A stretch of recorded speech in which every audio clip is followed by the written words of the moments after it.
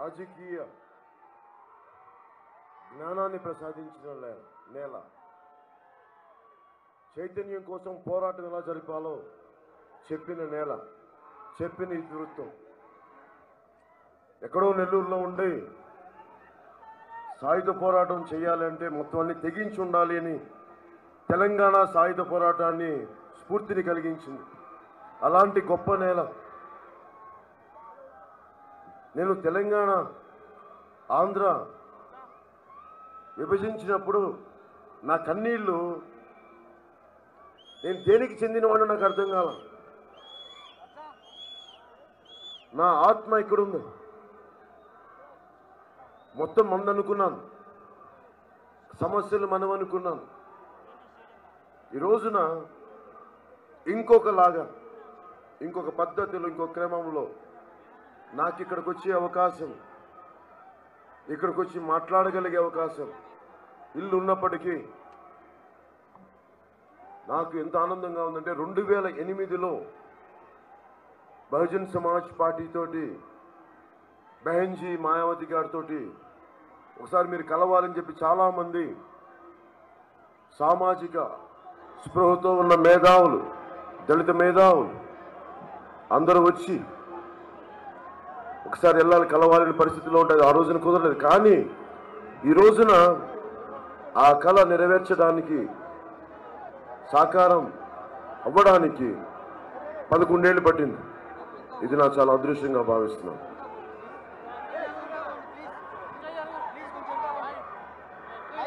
తెలంగాణ గురించి నీకేం తెలుసు అని చాలామంది అడిగినప్పుడు, తెలంగాణ కల్చర్ గురించి కానీ, తెలంగాణ నేల గురించి కానీ,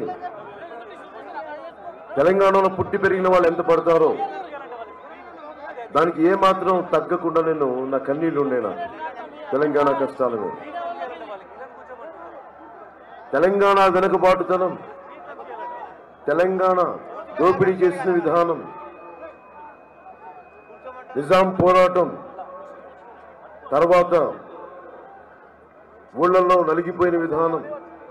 అడిగితే నన్ను ఒకసారి ఉస్మానియా యూనివర్సిటీలో అడిగారు, నీకేం తెలుసు మా తెలంగాణ గురించి అని. నా అన్నదమ్ములు ఒకటే చెప్పాను, ఊరి దొరలకు ఉంపుడు గత్తెను పేరు జోగినమ్మ, నేను ఊరి సానినమ్మ, వయసున్నప్పుడు ఒక్కరొక్కరే అనుభవించిరమ్మ, ఉడిగి రోగం పంచి వెళ్ళిరమ్మ, ఉడిగిన వయసుకు ఈ రోగాలే సంపదాయనమ్మ, సిరి సంపదాయనమ్మ అని చెప్పి మా మాస్టర్జీ రాస్తే కన్నీళ్లు పెట్టుకున్నప్పటికీ కేసీఆర్ గారు తెలంగాణ ఉద్యమం పెట్టలేదు. దానికి ఇంకా ప్రారంభం అవ్వాలి తెలంగాణ ఉద్యమం. నేను చెప్పేది 1999లో.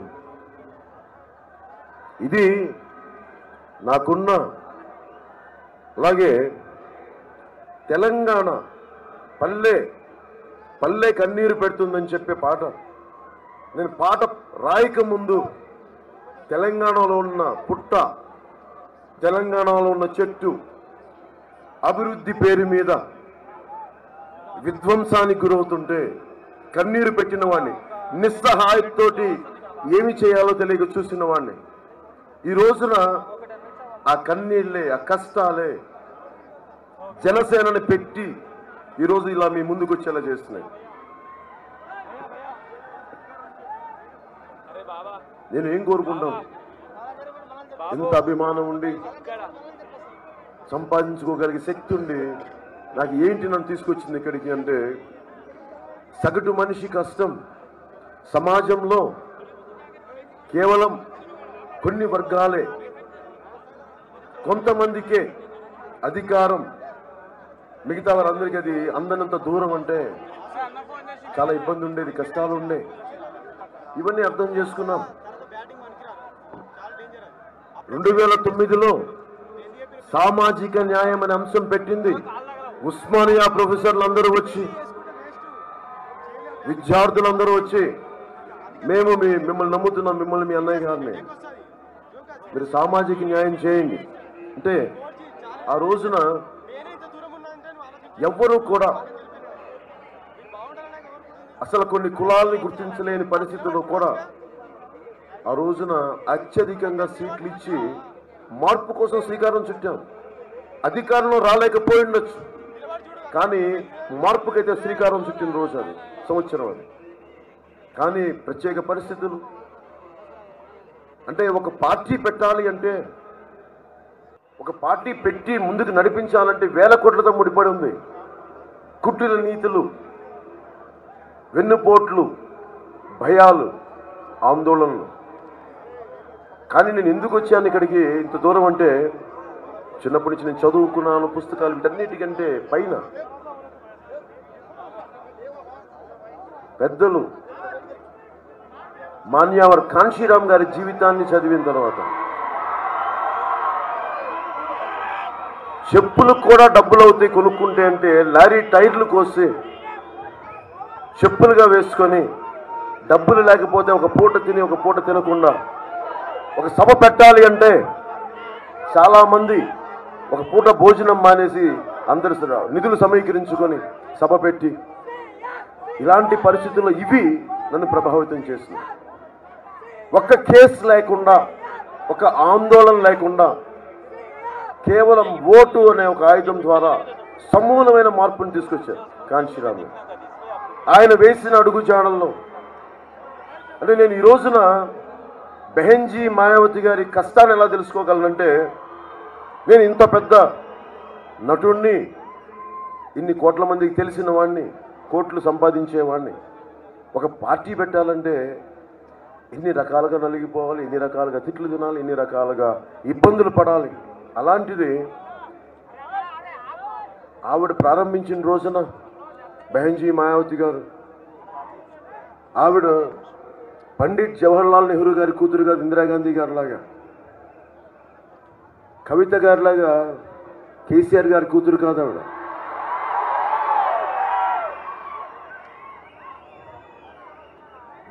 ఉన్నత కులాల నుంచి వచ్చిన బిడ్డ కాదు, ఆడబిడ్డ కాదు. ఒక సామాన్య బస్తీల్లో పెరిగే ఒక చిన్నపాటి పోస్టల్ క్లర్క్ కూతురు. వెళ్ళి హార్వర్డ్లో చదువుకోలేదేమో కానీ, ఆక్స్ఫర్డ్లో చదువుకోలేదేమో కానీ, జీవితాన్ని ప్రతి ఒక్క జీవితాన్ని, కష్టజీవి జీవితాన్ని క్షుణ్ణంగా అర్థం చేసుకున్న వ్యక్తి. ఎన్ని హార్వర్డ్ పిహెచ్డీలు చేస్తే ఆ జ్ఞానం వస్తుంది, ఎన్ని డిగ్రీలు చేస్తే ఆ జ్ఞానం వస్తుంది. జీవితాన్ని చదివిన జ్ఞానం దేనికి మనం కంపేర్ చేయలేం. అలాంటి మనలాగా యూపీలో ప్రత్యేక పరిస్థితులు, అడుగడుగులో గూండా, బందిపోట్లు, రాజాలు, వీళ్ళందరి మధ్యలో, సాంప్రదాయ రాజకీయ కుటుంబాల మధ్యలో కాంశీరామ్ గారి అడుగుజాడల్లో నడుస్తూ, ఆయన వెళ్ళిపోయిన తర్వాత, అస్తమించిన తర్వాత, ఆవిడే కూర్చొని ఒకసారి కాదు, 2 సార్లు కాదు, 4 సార్లు అత్యంత పెద్ద రాష్ట్రమైన, మన భారతదేశంలోనే అత్యంత పెద్ద రాష్ట్రమైన, అత్యధిక పార్లమెంటు సీట్లు కలిగిన ఉత్తరప్రదేశ్కి 4 దఫాలుగా ముఖ్యమంత్రి అయ్యి, ఆవిడికి ఏమని చెప్పను, ఆవిడికి మన తెలంగాణ తరపున, ఆంధ్రప్రదేశ్ తరపున, తెలుగు ప్రజలందరి తరపున, దక్షిణాది ప్రజలందరి తరపున బెహెన్జీ మాయావతి గారికి మనస్ఫూర్తిగా లాల్ బహదూర్ స్టేడియం నుంచి, తెలంగాణ నుంచి మనస్ఫూర్తిగా బెహెన్జీ మాయావతి గారికి నా పాదాభివందనాలు తెలియజేసుకున్నాను.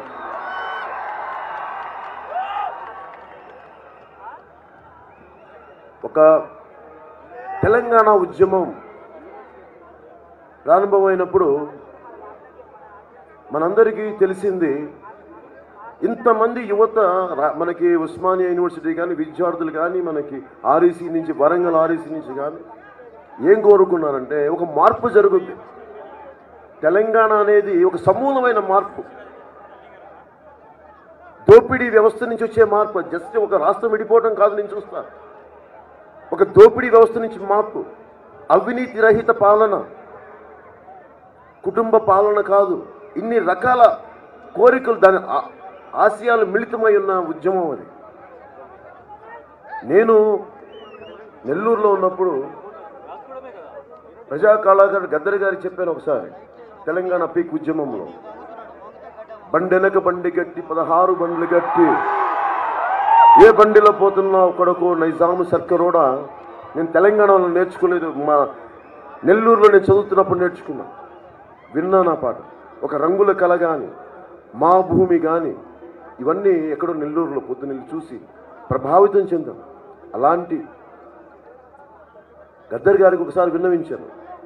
తెలంగాణ ఉద్యమంలో నాకున్న ఒకే ఒక కంప్లైంట్ ఏంటంటే, ఆంధ్ర పాలకులు వేరు, ఆంధ్ర ప్రజలు వేరు. అదొక్కటి మటుకు వేరు చేయండి, అదొక్కటి నేను కోరుకున్నాను గద్దర్ గారు.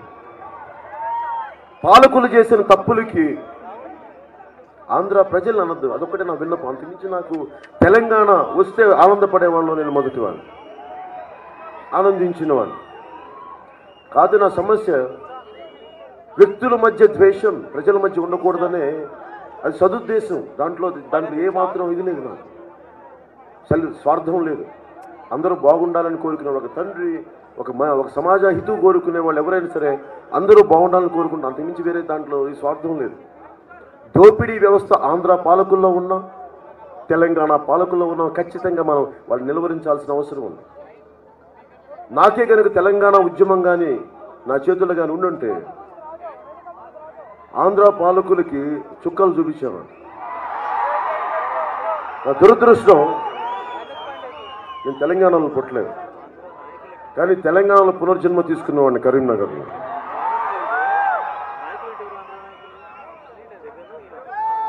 అంటే తెలంగాణ ఉద్యమంలో ఒకటే ఒకటి కోరిక, మిగిలిన కోరిక, తీరని కోరిక ఉండిపోయింది. తెలంగాణ రాగానే దళితుడిని ముఖ్యమంత్రి చేస్తానని ఆ కోరిక నెరవేరలేకపోయింది. ప్రత్యేక పరిస్థితులు కావచ్చు, కేసీఆర్ కోరుకున్న ప్రత్యేకమైన పరిస్థితులు కావచ్చు, వాటి గురించి నేను మాట్లాడట్లా. ఎందుకంటే రాష్ట్రం రావడం ముఖ్యం. ఉద్యమాన్ని తీసుకెళ్లిన వ్యక్తి అందరి పరిస్థితులు, ఆ పరిస్థితుల గురించి నేను జడ్జ్ చేయట్లేదు. అలాగే కేసీఆర్ గారి పాలన గురించి కూడా అడ్డగోలుగా పిచ్చి పిచ్చిగా మాట్లాడేవాడివే కాదు. నేను కోరుకుంటుంది ఈ రోజున అసలు ప్రతిపక్షం లేకుండా రాష్ట్రం ఉండాలంటే ఎలా, ఒకే పార్టీ ఉండాలంటే ఎలా, అది నాకున్న ప్రశ్న. ఎక్కడైనా సరే దేశంలో మోదీ గారికి ఎవరు ఎదురుండకూడదు, చంద్రబాబు గారికి ఎదురుండకూడదు, కేసీఆర్కి ఎవరు ఎదురుండకూడదు అంటే ఎట్లాగా? ఇది ప్రజాస్వామ్యం. ఇది నాదైనా వారికి తెలియని సమస్యలు నా దగ్గర ఏముంటాయి, నేను చెప్పుకోవాలనుకుంటాను. ఒకసారి నాకు కోపం ఉండొచ్చు, నేను చెప్పుకోవాలి. ఒక సగటు తెలంగాణ వ్యక్తిగా ప్రతి ఒక్కరికి చెప్పుకోవాలని ఉంటుంది. నేను ఒకసారి నేను ఎదురెళ్ళాలనిపిస్తే, నా అభిప్రాయం బలంగా చెప్పాలనిపిస్తుంది. అంత మాత్రాన మేము మీకు వ్యతిరేకం కాదు, మీ శత్రువులం కాదు, మేము ఇంకో కొత్త వాదన వినిపిస్తున్నాం అంతే. అలాంటిది నేను కోరుకుంటుంది ఇదే 2014లో చాయ్వాలా గారని చెప్పి మోడీ గారు వచ్చినప్పుడు మనస్ఫూర్తిగా నేను ఆయన నమ్మాను. ఎందుకు నమ్మానంటే మీ అందరికీ తెలుసో లేదో, మీ అందరు నన్ను నటుడిగా చూస్తుండొచ్చు. గోద్రా గొడవలు జరిగినప్పుడు నేను చాలా కలత చెందాను. ఒక కర్సేవక్స్ని కొంతమంది కాల్ చేసినప్పుడు తప్పులు చేసింది ఎవరో, బలైపోయింది ఇంకెవరో, అమాయకులు బలైపోయారు. అది నాకు వేదన కలిగించింది. ఆ వేదన నుంచే పుట్టిన పాటే మా మాస్టర్జీతో రాయించిన పాట, నారాజు గాకుర మా అన్నయ్య, మేము మీకు అండగా ఉంటాం, దయచేసి బాధపడద్దు. అది నాకున్న తప్పన, నేను ప్రభుత్వంలో లేను. నా కన్నీళ్ళకి, నా బాధకి ఎలా వ్యక్తపరచాలో తెలియక ఒక కళాకారుడిగా అది పాట రూపంలో పెట్టాను. ఎందుకంటే మత ఐక్యత కోరుకునేవాడిని, మత ద్వేషం కోరుకునేవాడిని కాదు. దాని నుంచి పెట్టింది. ఆ రోజు నుంచి ప్రధానమంత్రి గారు, ఆ టైంలో ప్రధానమంత్రి అభ్యర్థిగా ఉన్నప్పుడు ఇదే లాల్ బహదూర్ స్టేడియంలో ఆయన పక్కన కూర్చున్నప్పుడు నేను ఒకటే చెప్పాను, మార్పు కోసం వస్తున్నాం, ఆయన నిజంగా నిలబడతారు, ఆయన ఒక నాయకుడిగా చూసాం, ఎంతో కొంత దిశానిర్దేశం చేస్తారంటే ఆయన ఒక రాజకీయవేత్తగా ఉండిపోయారు. అందరూ 2014లో ఆయన వెంట ఇష్టంగా చేస్తే ఆ తర్వాత ఆయన భయపెట్టి పాలించడం నాకు నచ్చలేదు. ప్రతిదానికి భయపెట్టిన రోహిత్ వేముల కేసు దగ్గర నుంచి చిన్న గొడవతో అయిపోయి ఒక విద్యార్థి గొడవ ఆత్మహత్య చేసుకునే విధానం దగ్గర నుంచి ఇవన్నీ చాలా ఆవేదన కలిగించినాయి. దేశభక్తి అంటే సినిమా థియేటర్లో ప్రూవ్ చేసుకోవాలా, ఇవన్నీ ఆవేదన కలిగించి నోట్లు రద్దు కానీ, జిఎస్టీ కానీ, అలాగే ప్రత్యర్థుల మీద కేసులు వేయడం కానీ, వ్యవస్థను వాడేయడం కానీ, ఇవన్నీ ఆందోళన కలిగించే అంశాలు నాకు. ఇది ఆబ్జెక్టివ్గా చూస్తూనే నేను చాలా దూరంగా నెమ్మది జరుపుకుంటూ వచ్చాను. ఒక ఛాయ్ వాలా ప్రధానమంత్రి అవ్వగలిగినప్పుడు, ఇన్ని సంవత్సరాలు ఉద్యమం నడిపిన కేసీఆర్ గారు ముఖ్యమంత్రి అయినప్పుడు, నేను కోరుకుంటుంది నా మనసులో, మనకి తెలంగాణలో కొత్త రాష్ట్రానికి దళిత ముఖ్యమంత్రిని చేయలేకపోయాం, కానీ మన భారతదేశానికి మాయావతి గారిని ఎందుకు ప్రధానమంత్రిగా మనం చూడగలం?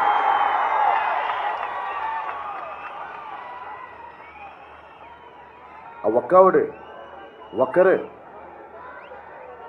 ఎంత బలమైన నాయకురాలు ఆవిడ నేను బెహెన్జీ గారిని ఒకరిని చూడలేదు. ఆవిడ నేను మాతృమూర్తిని కూడా చూశాను. ఒక అనురాగంతో కూడిన తల్లిని చూశాను, ప్రేమమూర్తిని చూశాను. కదిలిపోయాను, చెదిరిపోయాను. ఆవిడికి మోకరిల్లాను. నేను ఆవిడ పాదాలకు నమస్కరిస్తానంటే మనస్ఫూర్తిగా, డ్రామాల కోసం నేను కాదు, మనస్ఫూర్తిగా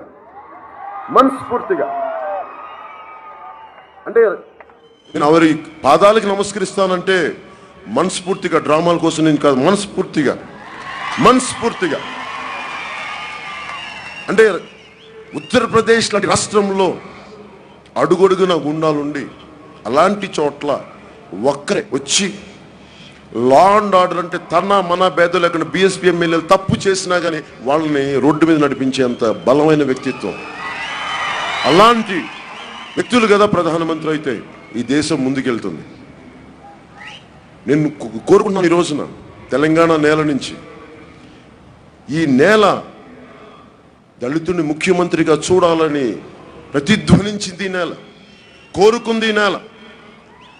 వందలాది విద్యార్థులు, యువత చనిపోయారు తెలంగాణ కోసం. పరిస్థితులు ఏమైనప్పటికీ, నెరవేరలేకపోయినప్పటికీ ఈ రోజున తెలంగాణ నేల నుంచి ఈ అలయన్స్ ఎందుకు బలపడాలి అంటే, తెలంగాణకి ముఖ్యమంత్రిని దళితుల్ని చేయలేకపోయాం, కానీ మన దేశానికి ప్రధానమంత్రి మాయావతి కావాలని మనం నిర్ణయించుకోకపోతే, మనం చెయ్యకపోతే, మనం అండగా ఉండకపోతే మనందరం ద్రోహం చేసిన వాళ్ళు అవుతాం. తెలంగాణ రాష్ట్రం విడిపడ్డాక మనం కామ్గా అయిపోయాం, మన కోరికను చంపేసుకున్నాం. నేను రెచ్చగొట్టడానికి చెప్పట్లేదు, ఆలోచించండి. కేసీఆర్ గారికి ఇబ్బంది పెట్టాలి ఆయనకి నేను చెప్పట్లేదు, మిమ్మల్ని వెళ్ళి రోడ్ల మీద ధర్నాలు చేయమని చెప్పట్లేదు. మీరు ఓటు అనే ఆయుధం ద్వారా మాన్యవర్ కాంశీరామ్ గారు చేసిన విధానాన్ని మీరు ఒకసారి ఆలోచించి ఈ రోజున మీ అలయన్స్కి మార్పు రావాలని కోరుకుంటున్నాను. తెలంగాణలో ఈ రోజున టీఆర్ఎస్ ఈ పార్టీలన్నీ అది అనేక మిశ్రమాలు, అంటే కాంగ్రెస్లో నాయకులు వచ్చేసారు, టీడీపీలో నా ముందే తిట్టిన కేసీఆర్ గారిని, నా ముందే తిట్టిన తలసాని శ్రీనివాస్ యాదవ్ గారు కానీ, ఎర్రబల్లి దాకర్ గారు కానీ, వీళ్ళు తెగ తిట్టి కేసీఆర్ గారిని ఈరోజు వాళ్ళతో జాయిన్ అయిపోయారు. అంటే వీళ్ళెవ్వరు మనకి పనిచేసేవాళ్ళు, ప్రజలకు పనిచేసేవాళ్ళు, వాళ్ళ కోసం వాళ్ళు పనిచేసుకునేవాళ్ళు. అది వాళ్ళ పద్ధతి. నేను కోరుకుంటుంది సరికొత్త తెలంగాణ రావాలి అంటే కన్వెన్షనల్ పొలిటికల్ లీడర్స్కి ఇవ్వడం కాదు. నిజంగా ఈ రోజున మనకున్న 119 అసెంబ్లీ ఎన్నికల్లో కానీ జరిగి ఉండుంటే ఎంతమంది ఉస్మానియా విద్యార్థులకి నేను అసెంబ్లీ పోటీ చేయడానికి అవకాశం ఇచ్చామని, ఎంతమంది యువతకు అవకాశం ఇచ్చాము. అప్పుడు కదా సరికొత్త తెలంగాణ వస్తుంది. ఎంతసేపు మన ఎర్రబల్లి దయాకర్ గారో లేదంటే ఆ పార్టీలో ఉన్న సవితా ఇంద్రారెడ్డి గెలిపెట్టుకుంటే కొత్త తెలంగాణ, పాత తెలంగాణ. సరికొత్త తెలంగాణ కావాలంటే సరికొత్త యువత రావాలి తెలంగాణలో. కాదు, ఇది ఆవేశంతో తెలంగాణ రాకూడదు, ఆలోచనతో కూడిన తెలంగాణ రావాలి. పునర్నిర్మాణం కోసం బలమైన తెలంగాణ రావాలి అంటే తలసాని గారి లాంటి నాయకుల వల్ల అవ్వదు, మీలాంటి యువత వల్ల అవుతుంది. ఇక్కడున్న బలమైన ఉద్యమాల కోసం పనిచేసిన ఆడపడుచుల వల్ల అవుతుంది. అందరూ కలిసికట్టుగా ఆలోచించాలి, ఒకటే విధంగా ఆలోచించాలి. అందుకని నేను కోరుకుంటుంది ఈ రోజున ఎందుకు యాక్చువల్ నేను ఎన్ని సీట్లు చేస్తాను నాకే తెలియదు. పార్లమెంట్ మనకి ఈ రోజున మనం 19 పార్లమెంట్లో బహుజన్ సమాజ్ పార్టీతో కలిసి మనం 12 స్థానాల్లో పోటీ చేస్తాం ఈరోజు. ఇది నేను నేర్చుకుంది మాన్యవర్ కాంశీరామ్ గారి గురించి. బెహన్జీ గారు చెప్పారు నాకు, ఒక్కోసారి అభ్యర్థులు లేకపోతే యువతని మేము చెప్పేవాళ్ళం, కనిపించే ఒక బలమైన వ్యక్తిత్వం ఉన్న ఒక వ్యక్తిని అసలు గుర్తు తెలియని వ్యక్తిని మేము పెట్టేవాళ్ళం. నేను తెలంగాణ కోసం జనసేన నుంచి నేను చాలా ఆలోచించి చెప్తున్నాను, కొత్త తరం నాయకుల్ని తెలంగాణకి ఇచ్చే బాధ్యత నేను తీసుకుంటాను, మీలో నుంచి తెస్తాను నాయకులు. కాకపోతే నేను కోరుకుంటున్నదల్లా మీరు లొంగిపోకండి, ఒత్తిడికి పారిపోకండి, అదొక్కటే నేను కోరుకుంటున్నాను. నన్ను అడిగారు చాలామంది, నువ్వు ఎంతకాలం ఈ పార్టీని నడుపుతావని. ఎంతకాలం ఈ పార్టీని నడుపుతావంటే మా నలుగురు జన సైనికులు వచ్చి నా శవాన్ని మోసుకెళ్ళేంత వరకు.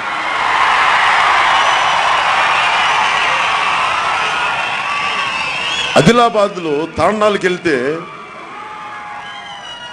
ప్రజారాజ్యం పార్టీ టైంలో తాండాకి వెళ్తే, ఆదిలాబాద్ తాండాలకు వెళ్తే ఒక కన్ను లేని తల్లి, కన్నుగుడ్లు లేని తల్లి, ఒక గిరిజన తల్లి కన్నీళ్లు పెట్టుకుంటూ, కంటిలో కన్నుగుడ్లు లేకపోతే కన్నీళ్ళు వస్తే నాకు తెలియదు, వచ్చి ఆవిడ అడుగుతుంది. అందరూ చెప్తున్నారు మీరు చెప్పండి మేము పార్టీ వస్తే అవి ఇస్తామంటే ఆవిడ ఏమడలా, నాకు కొంచెం నీళ్ళు కావాలి తాగడానికి, కొంచెం మంచినీళ్ళు ఇప్పించు, ఎందుకంటే మేము దూరంగా వెళ్ళి తెచ్చుకోలేకపోతున్నాం, మంచినీళ్ళు లేదని. అంటే సగటు అవసరాలను కూడా మనం తీర్చలేని పరిస్థితి. ఇది ఒక దేశానికి ఒక నది చాలదు, ఒక దేహానికి ఒక రక్తనాళం సరిపోదు. అలాగే తెలంగాణకి ఒక నాయకులు సరిపోరు, అనేక వేల మంది నాయకులు కావాలి. ఆ వేల మంది నాయకులు అన్ని స్థాయిలు, పంచాయతీ స్థాయిల నుంచి కార్పొరేషన్ స్థాయి దాకా, మున్సిపాలిటీ దాకా మీలోంచి కొత్త యువత రావాలి. అప్పుడు లేకపోతే తెలంగాణ వచ్చినందుకు నిజంగా నిష్ప్రయోజనం అవుతుంది. మీరు బయటికి రావాలి మీరందరూ. అది ఎలా బయటికి రావాలంటే ఒక పవన్ కళ్యాణ్ చూసే రమ్మని చెప్పట్లేదు. నేను చాలా బలంగా సిపిఐగా మన తెలంగాణ సంబంధించి బహుజన్ సమాజ్ పార్టీ చాలా బలమైన పార్టీ, ఇది కమిట్మెంట్తో కూడిన పార్టీ, ఇది ఒక్కళ్ళు లేకపోతే నిలబడ్డ పార్టీ, ఇది ఎన్ని ఓట్లు వచ్చాయని కాదు, గెలిచామని కాదు, ఎన్ని అడుగులు మన ఉద్యమం ముందుకెళ్ళామని చూసుకునే పార్టీ బహుజన్ సమాజ్ పార్టీ. అలాంటి పార్టీ తోటి ఈ రోజున ముందుకు తీసుకెళ్తూ మనం ఇది మీరు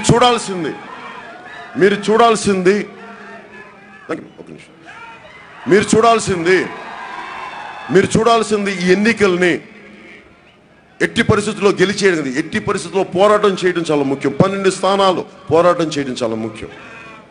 నేను అదే కోరుకున్నాను, పోరాడితే పోయేది బానిస సంఖ్యలు తప్ప.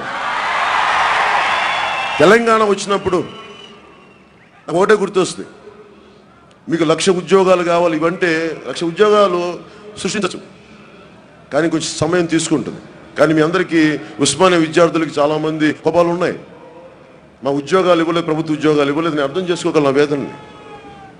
అలాంటప్పుడు నాకు ఒక యువకుడు చెప్పిన వేదన, ఒక కవిత గుర్తొచ్చింది. యువతరానికి ఏ సంపద విడిచిపెట్టాము, యుద్ధము, రక్తము, కన్నీరు తప్ప, గాయాలు, బాధలు, వేదనలు తప్ప, కలలు తప్ప, పిరిగితనం, మోసం తప్ప. ఇది అందరూ తెచ్చలేరు. మన పోరాటం మనమే చేయాలి, మన సమస్యలు మనమే పరిష్కరించుకోవాలి. అందుకని మార్పు కోసమే ఈ ఎన్నికలు ముందుకు తీసుకెళ్తున్నాం. ఒక అడుగు ముందుకు వేయడానికి, అంటే ఒక ఉద్యమం ముందుకెళ్ళాలంటే ఎన్ని అడుగులు వేసామంటే ఎన్ని సవాళ్ళతో కూల్చుకోండి.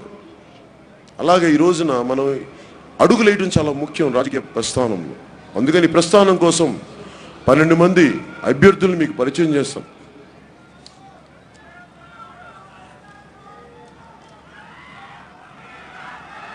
నా కోసం అండగా నిలబడ్డా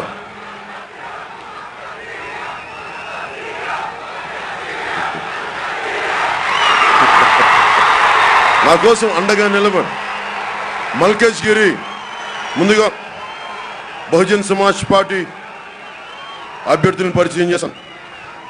కరీంనగర్ నుంచి, నాకు పునర్జన్మిచ్చిన కరీంనగర్ నుంచి బహుజన్ సమాజ్ పార్టీ తరఫున వెంకన్న గారు అభ్యర్థిగా ఉన్నారు.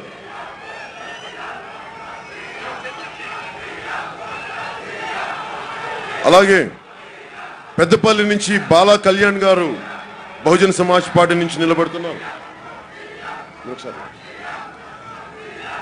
అలాగే వరంగల్ నుంచి బి శారదం గారు నిలబడుతున్నారు.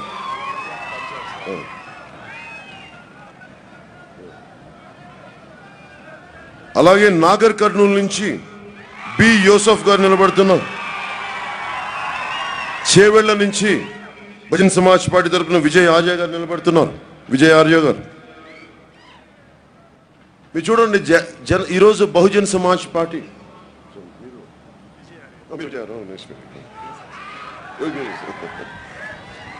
ఈ రోజున మనం కానీ లేకుండా కానీ ఉండుంటే, బహుజన్ సమాజ్ పార్టీ కానీ లేకుండా ఇంతమంది కొత్త వ్యక్తులు, అభ్యర్థులు ఈ రోజున రాజకీయ రంగంలో కనిపించేవాళ్ళు కాదు.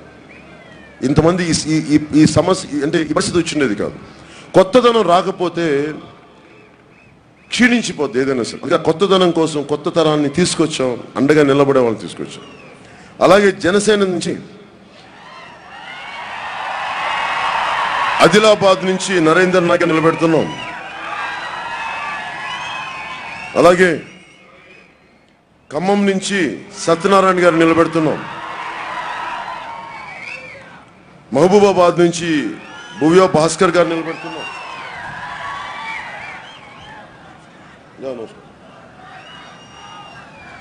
అలాగే నల్గొండ నుంచి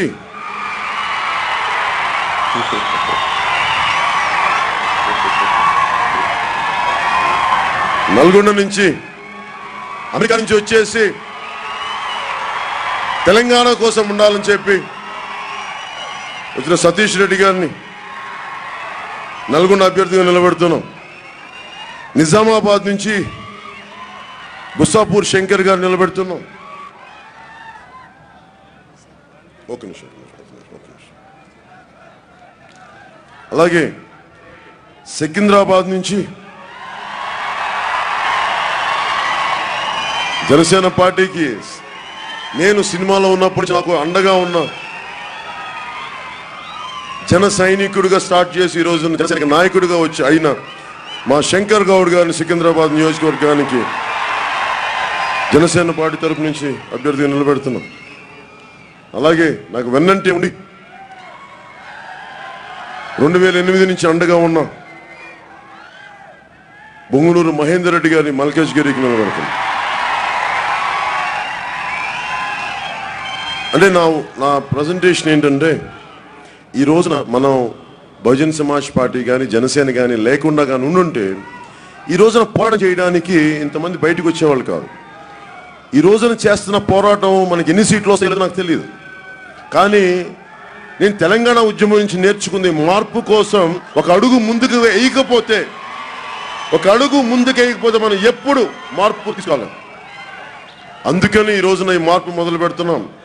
అక్కడున్న ఉస్మానియా విద్యార్థులు ఒక రోజున మీలో చాలా మందిని, ఆర్ఈసీ విద్యార్థులందరినీ చాలా మందిని అనేక రకాలుగా మిమ్మల్ని అసెంబ్లీ స్థానాల్లో చూడాలని నేను మనస్ఫూర్తిగా కోరుకుంటున్నాను.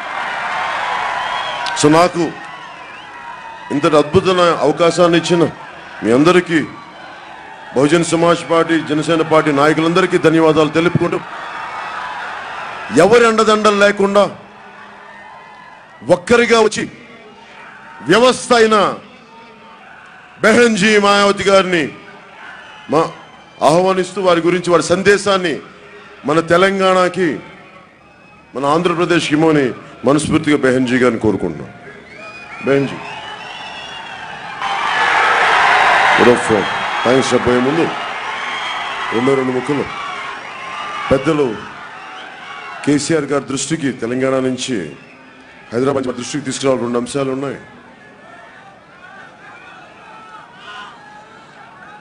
వైఎస్ రాజశేఖర రెడ్డి గారు బతుకున్నప్పుడు తెలంగాణ ఉద్యమాన్ని, టీఆర్ఎస్ నాయకుల్ని 2009లో మీరు పట్టుమని 10 మంది లేరు, మీరేంటి చేసే తెలంగాణ సాధించింది.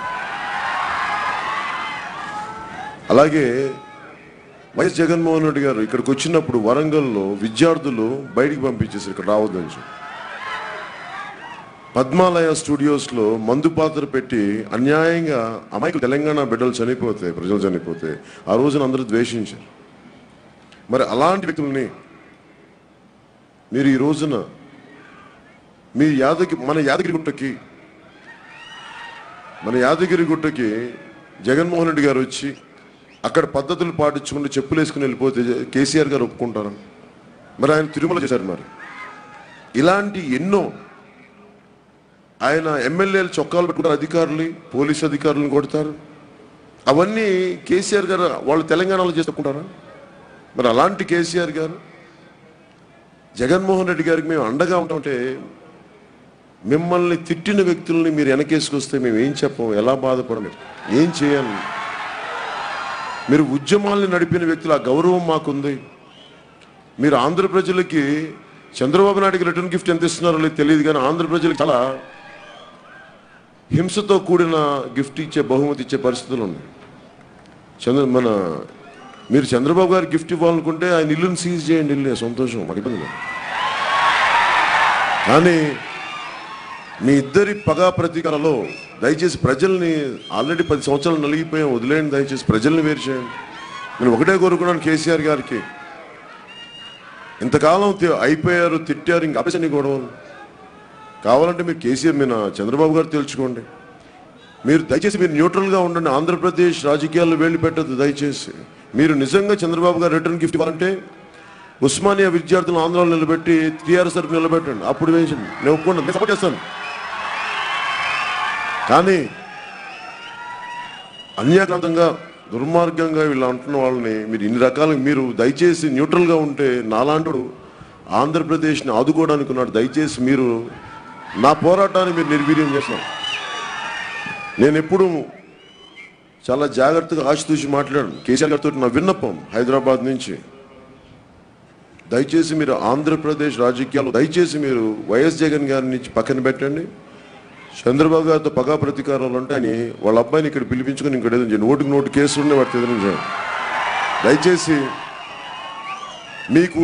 మీ పట్ల నాకు అపారమైన గౌరవం ఉంది, దయచేసి దాన్ని కంటిన్యూ చేయాలని కోరుకుంటున్నాను. అందుకని దయచేసి పెద్దలు కేసీఆర్ గారికి మనస్ఫూర్తిగా, మీరు జగన్మోహన్ రెడ్డి గారికి సపోర్ట్ చేశారని ఇంత పబ్లిక్గా మాట్లాడితే మీరు సామాజిక న్యాయం చేయట్లేదు.